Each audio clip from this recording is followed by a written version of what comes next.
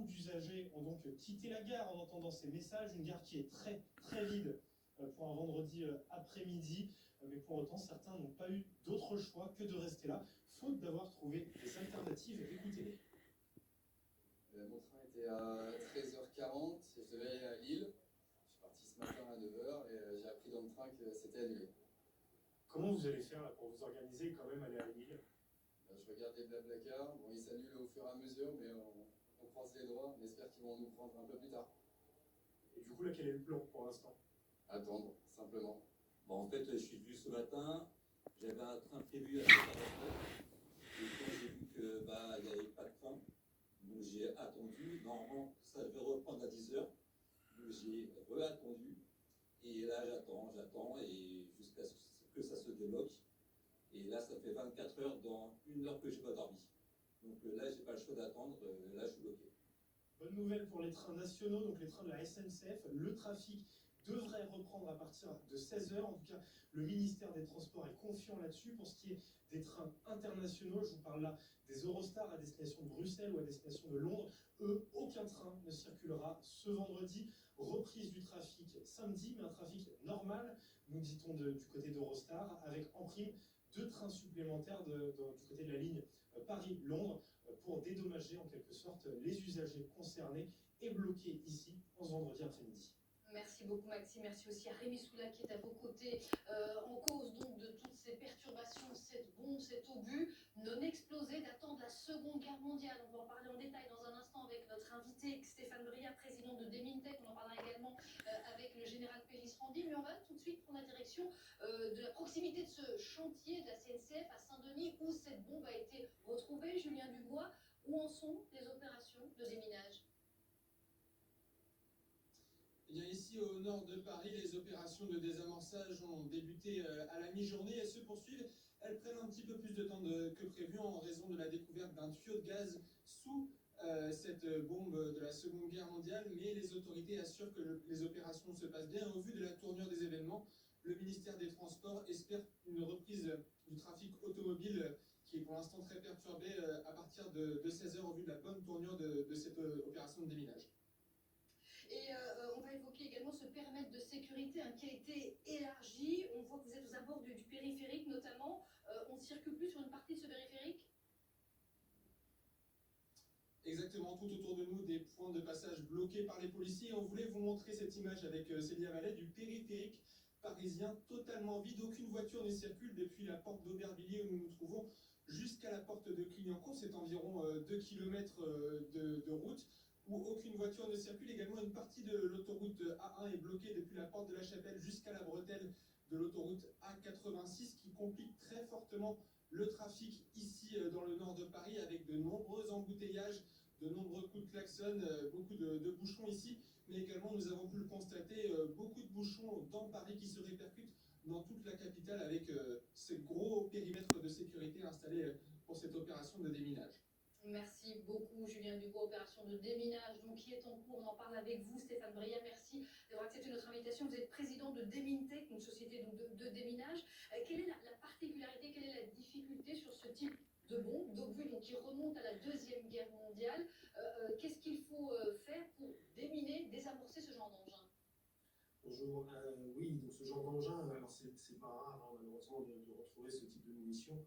On parle de plus de 550 000 tonnes de bombes qui sont tombées sur la France durant la Seconde Guerre mondiale, donc plusieurs dizaines de milliers sur la région parisienne. Aujourd'hui, le travail principal que doivent faire les démineurs, c'est sécuriser les petits mécanismes que l'on voit à l'arrière et à l'avant de la munition, qui sont ce qu'on appelle des fusées. Donc aujourd'hui, ils doivent dévisser ces fusées, qui ont été vissées il y a 80 ans, métal contre métal. Donc vous imaginez qu'aujourd'hui, ces objets-là sont assez grippés. Donc l'essentiel du travail doit être de mettre du dégrippant et d'attendre qu'il fasse effet pour pouvoir les dévisser en toute sécurité. Donc l'idée c'est de désamorcer cette bombe, mais pas de la faire exploser finalement pour qu'elle ne puisse plus être opérationnelle? Non, parce que pour le faire exploser, alors il faudrait préparer l'explosion, c'est-à-dire qu'il faudrait mettre des murs anti-souffle, il faudrait faire des tranchées pour gérer l'effet de surpression. Le problème qu'il y a là, et c'est certainement pour ça qu'ils ne peuvent pas le faire, c'est la canalisation de gaz dont vous avez parlé. Faire exploser une munition de cette taille-là à côté d'une canalisation de gaz pourrait être dramatique. aujourd'hui, la meilleure solution, c'est de dévisser les fusées. Une fois que les fusées ne sont plus en place, ils pourront transporter le corps de la munition avec l'explosif à l'intérieur sans risque pour aller le détruire sur un autre terrain plus en sécurité. Est-ce que ce type de bombe pourrait avoir été piégé en quelque sorte? Il faut être très prudent aussi quand on manipule évidemment ce type d'engin. Oui, c'est possible. Là, on est sur une bombe anglaise. Certaines bombes anglaises étaient piégées. Il y avait des fusées qui étaient piégées, justement pour éviter que les démineurs interviennent dessus. Donc c'est une possibilité. Je ne sais pas si c'est le cas. Si elle est piégée, alors c'est pas forcément un énorme souci en soi, puisque les démineurs du laboratoire central de la préfecture de police de Paris ont des outils pour intervenir aussi sur ces munitions piégées. Mais c'est vrai que ça peut rallonger légèrement la durée d'intervention. Et combien de temps justement ça peut durer ce type d'intervention? Ça dépend du temps qu'il faudra pour arriver à dévisser cette fusée. Si elle n'est pas trop corrodée, elle pourra se dévisser rapidement, ce qui semble être le cas à l'heure actuelle. Par contre, si elle est vraiment très corrodée, aussi bien celle de devant que celle de derrière, il faudra un petit peu plus de temps et laisser le temps du dégrippant pour faire son effet. Merci beaucoup Stéphane Bria d'avoir été avec nous. Je me tourne vers vous, Général Pellistrandi. Un mot sur le moment où cette bombe a pu être lancée sur Paris. Stéphane Bria le disait, c'est pas rare en France, il y a eu des milliers et des milliers de bombes qui ont été larguées, notamment par les Alliés. Mais là, est-ce qu'on peut arriver à dater exactement le moment où elle a été lancée, cette bombe? Oui, très vraisemblablement, lors du bombardement fait par les Anglais le 21 avril 1944 sur la gare de triage de la Chapelle. Pourquoi il s'agissait de frapper les convois logistiques allemands et qui étaient essentiellement par voie ferrée. Donc il y a eu donc un bombardement avec environ 2000 bombes qui ont été larguées. Le bombardement a été assez efficace. Il a réussi à détruire les installations ferroviaires. N'oublions pas non plus qu'il y a eu quand même 641 victimes, Parisiens et Parisiennes qui ont été tués à l'occasion de ce bombardement. Et puis, il est resté des munitions non explosées dans cette zone, entre aujourd'hui le périphérique et le Stade de France, pour que les gens qui puissent localiser.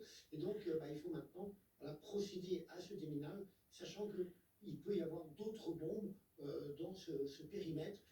Et c'est le rôle des démineurs, justement, de déminer donc ces munitions qui restent extrêmement dangereuses, qu'il ne faut surtout pas manipuler quand on les trouve.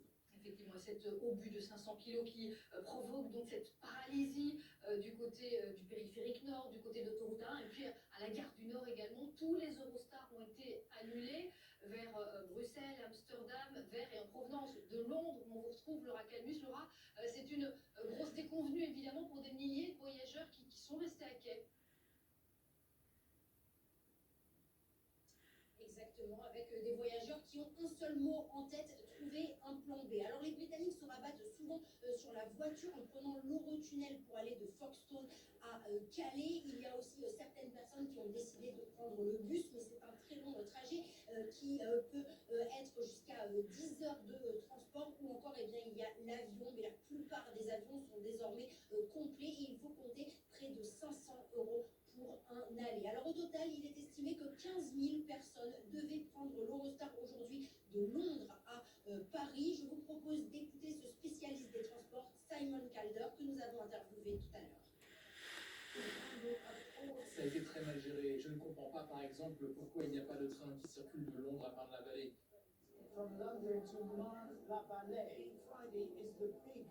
Le vendredi est un jour très chargé pour les voyageurs britanniques, surtout pour aller à Paris. Il y a beaucoup de gens qui rentrent après un voyage d'affaires. On peut estimer qu'il y a environ 15 000 personnes qui n'ont pas pu voyager pour aller à Paris. Nous devions nous rendre à Paris pour courir le semi-marathon. Si on arrive à aller jusqu'au tunnel sous la Manche, on voyagera en voiture. On traversera par le tunnel avec la voiture. Les yeux rivés sur leur téléphone, on a pu voir par exemple des familles françaises qui cherchaient à tout prix à rentrer chez eux, ou encore une future mariée qui devait faire son enterrement de vie de jeune fille à Paris, un autre groupe également qui devait aller à Disneyland pour le week-end, mais d'autres n'avaient pas d'impératif, prennent les choses un peu plus à la légère et ont tout simplement décidé de reporter leur voyage. Merci beaucoup à vous, Laura Calmus, en direct de Londres. Le trafic Eurostar qui devrait être rétabli demain dans la journée. Pour le reste du trafic, on aura sans doute plus d'informations tout à l'heure à 16h, puisqu'il y aura un point presse du ministre des Transports qu'on suivra évidemment ensemble en direct sur BFM TV. En Ukraine, c'est une